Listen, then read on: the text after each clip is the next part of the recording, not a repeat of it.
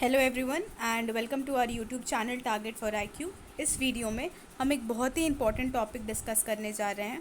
ये topic being a law student आपको पता होना चाहिए, प्लस ये एग्ज़ाम पॉइंट ऑफ व्यू से भी बहुत ज़्यादा इंपॉर्टेंट है। एक प्रॉपर क्वेश्चन इस टॉपिक पे फ्रेम होता है, ठीक है। तो ये टॉपिक का नाम है arrest of the judicial officers. ये पूरा जो टॉपिक है ये एक केस लॉ पे डिपेंड करता है। ये केस का नाम है Delhi judicial service association 30,000 court Delhi versus state of Gujarat. इस केस में सुप्रीम कोर्ट ने कुछ गाइडलाइंस इशू की थी जो ध्यान में रखा जाएगा जब भी कोई जुडिशियल ऑफिसर अरेस्ट होगा। एक एक करके हम सारे पॉइंट्स को यहाँ पे डिस्कस करेंगे। पहला पॉइंट है, if a judicial officer is to be arrested for some offence it should be done under the intimation of the district जज और the high court as the case may be. यानी कि जब भी कोई जुडिशियल ऑफिसर अरेस्ट होगा किसी भी ऑफेंस को करने के लिए, तो ये पूरा जो अरेस्ट का जो प्रोसेस होगा ये डिस्ट्रिक्ट जज और हाई कोर्ट के इंटीमेशन के अंडर होना चाहिए, यानी कि उनकी देखरेख में ये सारा प्रोसीजर होना चाहिए। अगर facts and circumstances of the case ऐसे हैं कि ये लगता है कि जुडिशियल और कोई भी सबॉर्डिनेट जुडिशरी का कोई जज है, उसका इमीडिएट अरेस्ट होना चाहिए, यानी उसको तुरंत अरेस्ट करने की ज़रूरत है, तो उस केस में फॉर्मल अरेस्ट किया जा सकता है, ठीक है। वहाँ पे ज़रूरी नहीं है कि आप पूरा प्रोसीजर फॉलो करें, वहाँ पे आपको सिर्फ एक फॉर्मल या कोई भी टेक्निकल फॉर्म ऑफ अरेस्ट करके रिक्वायरमेंट पूरी की जा सकती है।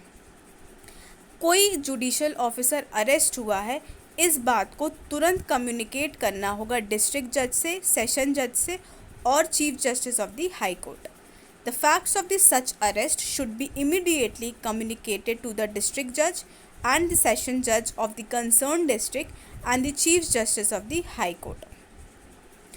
ऑफिसर्स यहाँ पे थोड़ा सा स्पेलिंग मिस्टेक है, यहाँ पे ऑफिसर होगा।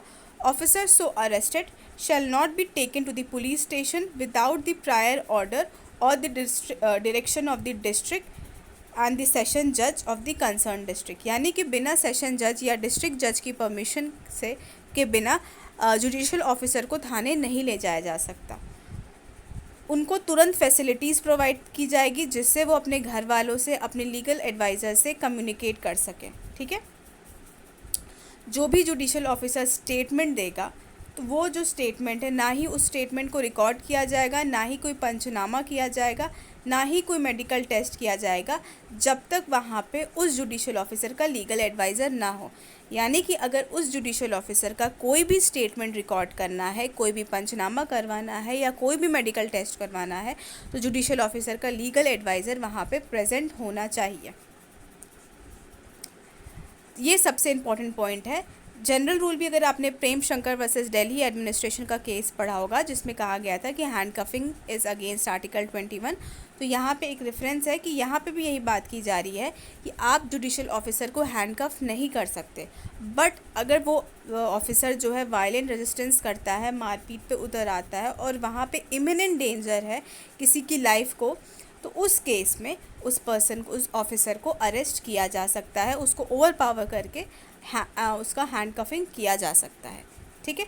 तो ये जो कुछ लीडिंग पॉइंट्स थे इस केस के, जो केस का नाम है Delhi judicial service association 30,000 court Delhi versus state of Gujarat. तो ये बहुत ज़्यादा इंपॉर्टेंट पॉइंट्स थे जो मैंने आपको यहाँ बताया। इसकी PDF फाइल जो है पब्लिक ग्रुप में अपलोड कर दी जाएगी, आप इसको अच्छे से पढ़ लेना, सो दैट अगर एग्ज़ाम में सीधा क्वेश्चन पूछता है कि what are the guidelines issued for the arrest of the judicial officer, तो आपको ये पॉइंट लिख देना है केस के साथ, आपको पूरा मतलब बढ़िया आपका आंसर फ्रेम हो जाएगा, ठीक है। तो कोई भी क्वेरी हो तो please do let me know in the comment section. Thank you.